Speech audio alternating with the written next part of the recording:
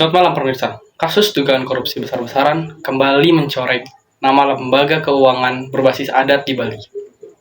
Kali ini, dua pengurus utama lembaga perkreditan desa atau LPD Beluhu di Kabupaten Karangasem resmi ditetapkan sebagai tersangka. Mereka diduga menyelewengkan dana hingga mencapai 20 miliar rupiah melalui praktik kredit fiktif yang berlangsung selama bertahun-tahun. Dua tersangka masing-masing berinisial IKP selaku ketua LPD dan NMS selaku bendahara. Keduanya diduga membuat data nasabah palsu, mencairkan pinjaman atas nama warga yang tidak pernah mengajukan kredit, lalu mengalihkan dana tersebut ke rekening pribadi serta pihak tertentu yang terafiliasi dengan mereka. Ya, baik. George Danua, saya melaporkan langsung dari Kejaksaan Negeri Karangasem, tempat kedua tersangka ditahan untuk melancarkan proses penyelidikan. Dari hasil penelusuran sementara, sebagian dana hasil korupsi diduga digunakan untuk membiayai proyek pribadi dan membeli aset atas nama para tersangka. Kepala Kejaksaan Negeri Karangasem, Made Surta, menyebutkan bahwa nilai kerugian sementara mencapai 20 miliar. Jumlah ini kemungkinan masih akan bertambah.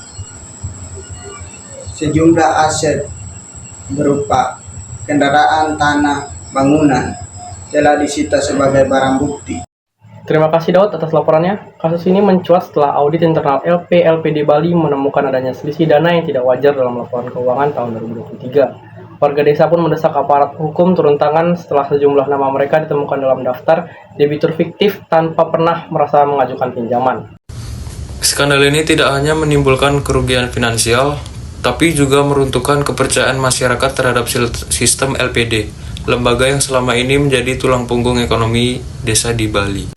Ketua Majelis Desa Adat setempat, Jero Mangku Putu Artana, menyebut kasus ini bukan sekedar hanya pelanggaran hukum, tetapi juga krisis moral dan sosial yang mencederai semangat gotong royong masyarakat adat. Kejaksaan Negeri Karangasem saat ini masih membuka kemungkinan adanya tersangka baru termasuk pihak lain yang ikut menerima aliran dana.